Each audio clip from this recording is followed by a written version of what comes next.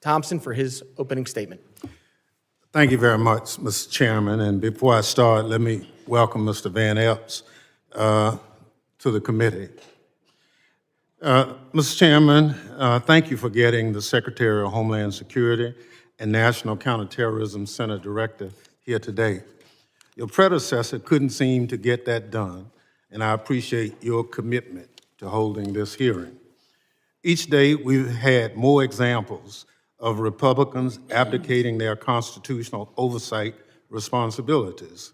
Fortunately, unlike other chairs in this body, it appears that if you are serious about this committee work being done, and I compliment you for that. As I look at the witnesses table, though, I can't help but notice that FBI Director Kash Patel isn't here with Secretary Noem and Director Kent. I'd also say that we have just been provided Secretary Noem's testimony. I've been on the committee since its inception, and I've never had the rules violated where we couldn't get testimony so members of the committee could look at it until today. Today's hearing is supposed to be one of the most important exercises of this committee's oversight jurisdiction. Each year, we hear from the Secretary of Homeland Security, the Director of National Counterterrorism Center, and the Director of the Federal Bureau of Investigation, who is nowhere to be seen today. Maybe Director Patel is too busy spending taxpayers' dollars flying to his girlfriend's concert on the FBI's jet to answer questions from Congress. Maybe the FBI director isn't here because he's afraid of scrutiny from Democrats who want to know what the FBI is doing to keep America safe. Or maybe Director Patel knows that the Trump administration itself is a threat to Homeland Security and want to hide from public accountability. On the other hand, Director Kent is here, which is good because we have questions for him about NCTC's work, as well as his comments about the January 6th insurrectionists he called, and I quote, political prisoners, unquote, who deserve to be pardoned. Some of the people he defended, however, are back in jail for crimes like plotting to murder FBI agents and possession of child pornography. It's scary that these unserious people are in charge of keeping America safe from terrorism. But what's even scarier is that they work for an unserious and unhinged president who spends most of the days designing monuments to himself and finding new ways to hide the Epstein files. All of this puts America and its lives, people who live here, at risk every day. Now, Secretary Noem, everyone knows you love the spotlight. We've seen your commercials, but what you haven't provided to the committee, despite our many requests, are the questionable contracts that you've awarded to your friends to film you on the 2028 campaign trail. Unfortunately, this is nothing new. In their one big ugly bill, congressional Republicans gave you a blank check, Secretary Noem, and you have wasted no time spending it on yourself.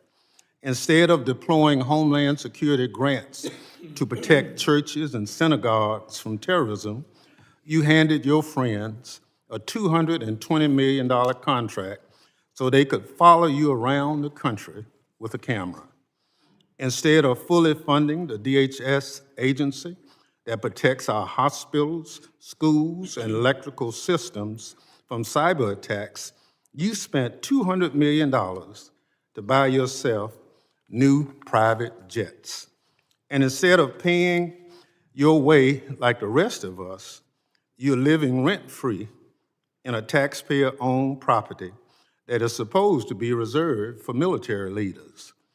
Every penny that you spend on yourself represents the blood, sweat, and tears of hardworking Americans who expect their tax dollars to be spent on Homeland Security, not promoting you and your interests. Apparently, you haven't noticed that regular people are suffering under President Trump's affordability crisis. Or maybe you, like him, thinks it's a hoax and just don't care. Either way, such corrupt behavior hurts Homeland Security. But it's not just the corrupt behavior, Secretary Noem, that hurts Homeland Security. It's also your blatant disregard for the law. You cut programs and withheld congressionally appropriated money to prevent terrorist attacks and prepare for natural disaster. You eviscerated the Office of Civil Rights and Civil Liberties, which was supposed to keep DHS from violating Americans' constitutional rights. Within your own department, you illegally fired employees and retaliated against whistleblowers who reported wrongdoings at DHS. And during a shutdown, when frontline employees were working without a paycheck, your press shop never stopped using its social media accounts to push out racist and xenophobic posts. Throughout your tenure, you've diverted resources from critical Homeland Security agencies and programs to carry out an extreme immigration agenda. You illegally ordered people deported to El Salvador, despite a federal court order and Department of Justice counsel instructing you to not do so. You illegally ignored a federal court order and shipped people off to South Sudan without due process. You are illegally blocking members of Congress from conducting oversight of ICE detention facilities, even though federal law demands that we have access. In the process of carrying out this extreme agenda, at your direction, DHS has terrorized, beaten, and detained hundreds, if not thousands, of American citizens. At your direction, DHS has illegally detained and deported American citizens, including U.S. citizen children with cancer. At your direction, DHS has illegally gassed, pepper sprayed, and put their knees on the necks of Americans, including military veterans and clergy. At your direction, DHS has illegally tackled, beat up, and humiliated United States citizens, including senior citizens. At your direction, DHS has illegally tased, maced, punched, and even shot Americans.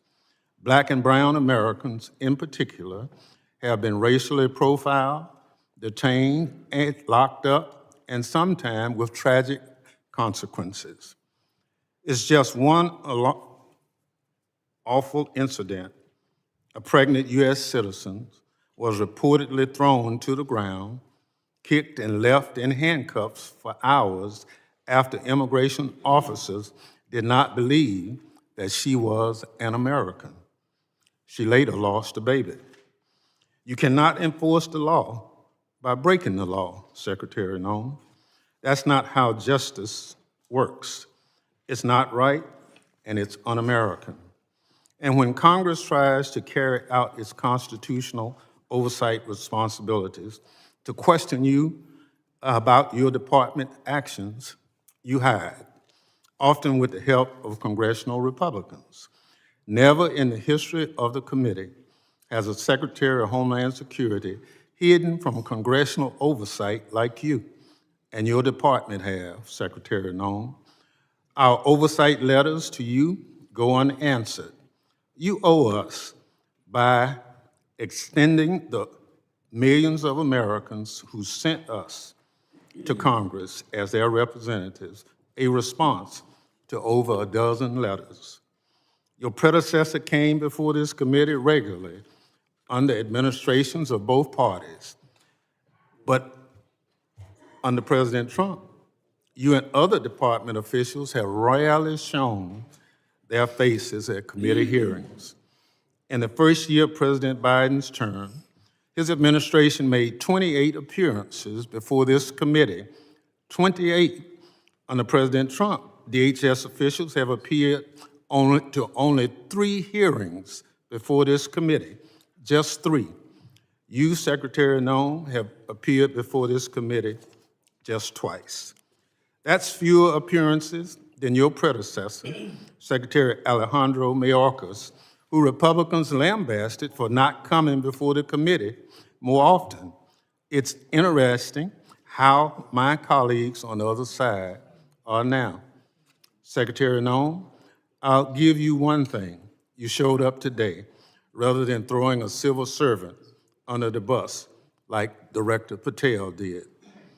But you have systematically dismantled the Department of Homeland Security, put your own interests above the department, and violated the law. You are making America less safe. So rather than sitting here and wasting your time and ours with more corruption, lies, and lawlessness, I call on you to resign.